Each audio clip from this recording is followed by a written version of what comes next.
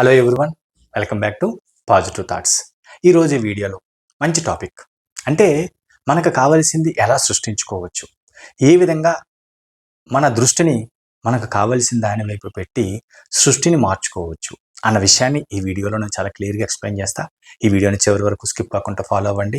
నా పేరు వెంకట్, విశ్వమణి వెంకట్. నేను లా ఆఫ్ అట్రాక్షన్ కోచ్, అలాగే హోపోనోపోనో హీలర్ని. ఎవరికైనా law of attraction, advanced ho'oponopono తెలుసుకోవాలి, రెగ్యులర్గా ప్రాక్టీస్ చేసి జీవితాన్ని ఉన్నతంగా మార్చుకోవాలనుకునే వాళ్ళు ఇక్కడ స్క్రీన్ పైన కనిపిస్తున్న నెంబర్ కాంటాక్ట్ చేయండి. అలాగే కొత్త వాళ్ళు ఎవరైనా మన ఛానల్ చూస్తూ ఇంకా సబ్స్క్రైబ్ చేయకపోతే ప్లీజ్ సబ్స్క్రైబ్ చేయండి. దృష్టి మారితే కోరింది సృష్టించుకోవచ్చు. దృష్టి మారితే సృష్టి మారుతుంది. ఇది నిజమా అంటే గుర్తుపెట్టుకోండి, 100% నిజం.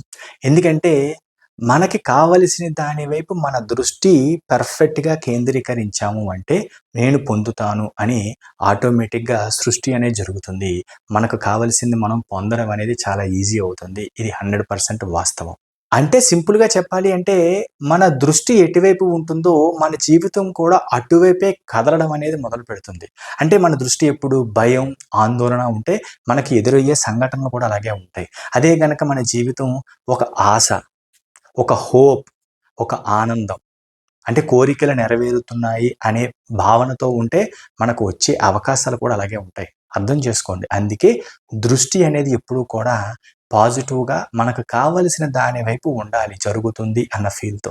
మీ ఆలోచనలు మారితే మీ భావాలు మారుతాయి. మీ భావాలు మారితే మీరు తీసుకునే యాక్షన్స్, చర్యలు మారుతాయి. చర్యలు మారాయా అంటే మీ యాక్షన్స్ మారాయా, పర్ఫెక్ట్గా ఉన్నాయా, అప్పుడు ఆటోమేటిక్గా వచ్చే రిజల్ట్ మారుతుంది. అదే సృష్టి. అందుకే సింపుల్గా చెప్పుకోవాలి, సింపుల్గా అర్థం చేసుకోవాలి అంటే దృష్టి మారితే సృష్టి అనేది మీకు నచ్చినట్టుగా ఉంటుంది. అంటే దృష్టి మారితే సృష్టి మారుతుంది, నచ్చింది సృష్టించుకోవచ్చు. కాబట్టి ఎప్పుడు కూడా నేను చేయలేను, నా వల్ల కాదు, నాకు రాదు అనే ఆలోచనలు అనే దృష్టి వైపు నుంచి నేను ఏదైనా చేయగలను, నేను ప్రతిదానిని పొందగలను, నేను ప్రతిదీ ఆకర్షించే శక్తిని కలిగి ఉన్నాను అనే భావనలోకి వెళ్ళారు అంటే పరిస్థితులన్నీ ఆటోమేటిక్గా మారిపోతాయి. అందుకే ఎప్పుడు కూడా హ్యాపీ జీవితం, ఆనందమైన జీవితం, అన్నీ పొందుతున్నాను, అన్నీ అనుభవించగలను, నాకేంటి అన్న ధైర్యం. ఎందుకంటే ఎప్పుడు గతంలో జరిగిన ఆలోచనలు, ఎందుకంటే జీవితం మారాలని ఉంటుంది కానీ ఇంకా మీరు పాత ఆలోచనలు, పాత ఎమోషన్స్తో అవే పట్టుకొని వెళ్తూ ఉంటే మరి మీకు నచ్చినట్టుగా ఎలా మారగలరు? మారాలంటే ముందు గతాన్ని వదిలిపెట్టాలి.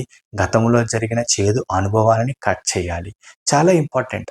ఇంకా అవే పట్టుకొని వేలాడుతూ ఉంటే మీరు కొత్తదాన్ని ఎలా సృష్టించుకోగలరు అన్న విషయాన్ని అర్థం చేసుకోండి.